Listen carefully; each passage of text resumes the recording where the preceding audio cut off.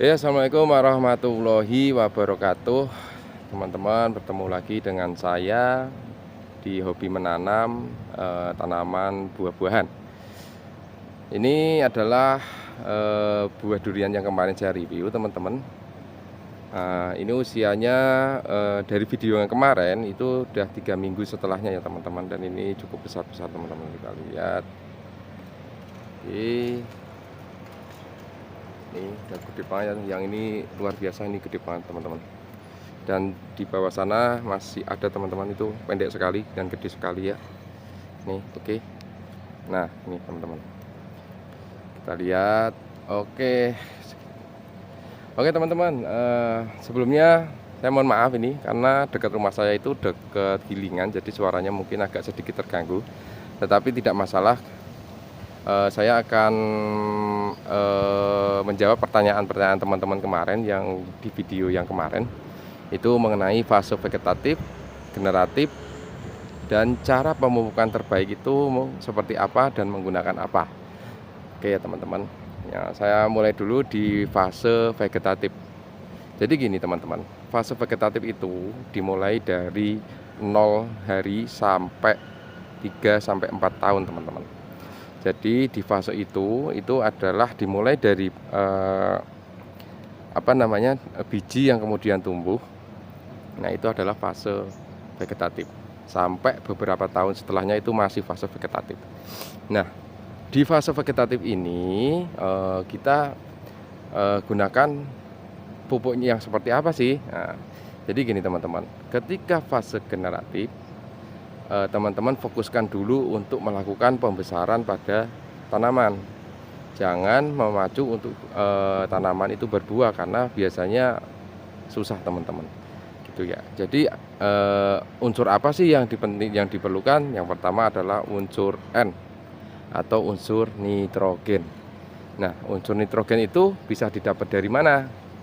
Nah, teman-teman bisa gunakan kowe ayam, kowe kambing, dan mungkin kowe sapi. Silakan, yang sudah difermentasi atau belum silakan bisa digunakan. Tetapi jangan yang baru, kalau yang baru nanti kurang baik ya teman-teman.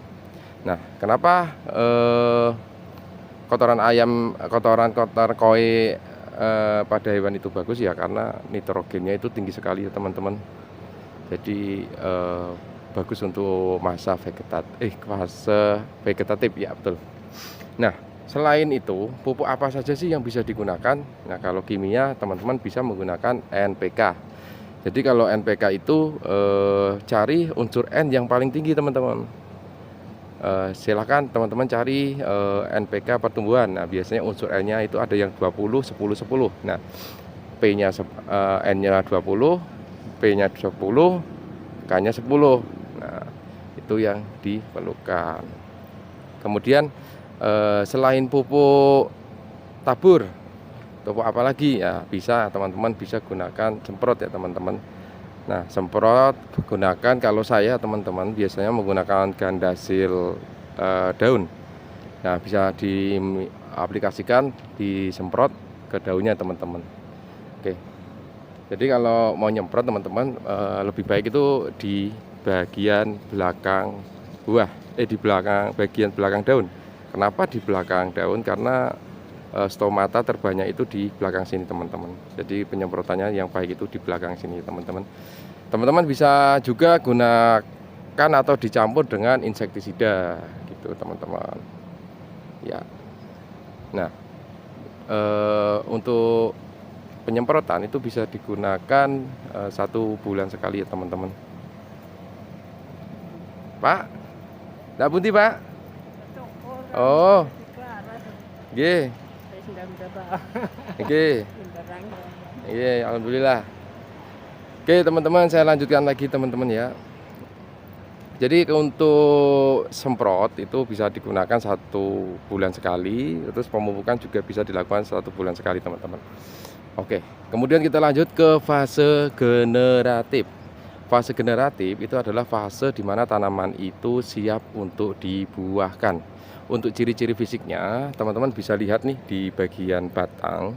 Batang itu akan terlihat sedikit tua, teman-teman, terlihat tua. Nah, itu indikasinya pohon ini sudah masuk di fase generatif.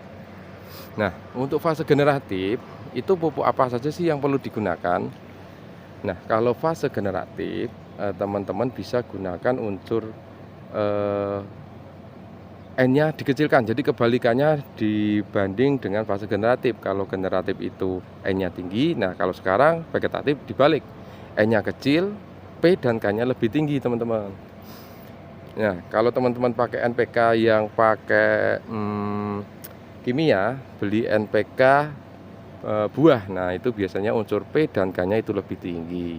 Nah, selain itu, teman-teman juga bisa tambahin lagi tuh menggunakan pupuk KCl dan KNO3. Silakan teman-teman kalau mau mencoba silakan. Kemudian untuk KNO3 itu bisa teman-teman lakukan pengocoran, langsung dikocor di bawah sini, atau mungkin bisa dilakukan penyemprotan teman-teman. Jadi KNO3 dilarutkan sesuai dengan dosis atau takaran yang sudah ditentukan, terus kemudian teman-teman semprotkan. Kalau saya biasanya saya campur dengan ganda hasil buah teman-teman, dan insya Allah sih hasilnya bagus ya. Ini seperti ini hasilnya. Oke gitu teman-teman. Mungkin cukup segitu aja teman-teman. Semoga informasi yang saya berikan bisa bermanfaat. Kalau ada kekurangan dan lebihnya mohon dimaafkan ya teman-teman. Di sini kita hanya untuk sharing-sharing, untuk menambah-nambah pengalaman aja ya teman-teman ya. Oke, silakan teman-teman yang punya cara yang lebih bagus bisa di-share, bisa komen di bawah ini ya teman-teman ya. Mungkin gitu aja teman-teman. Semoga teman-teman selalu semangat dalam menanam atau bertani, tetap sehat, tetap semangat, tetap sehat untuk selalu menanam dan menghijaukan bumi kita. Oke, gitu aja teman-teman. Terima kasih. Wabillahi taufiq wal hidayah. Wassalamualaikum warahmatullahi wabarakatuh.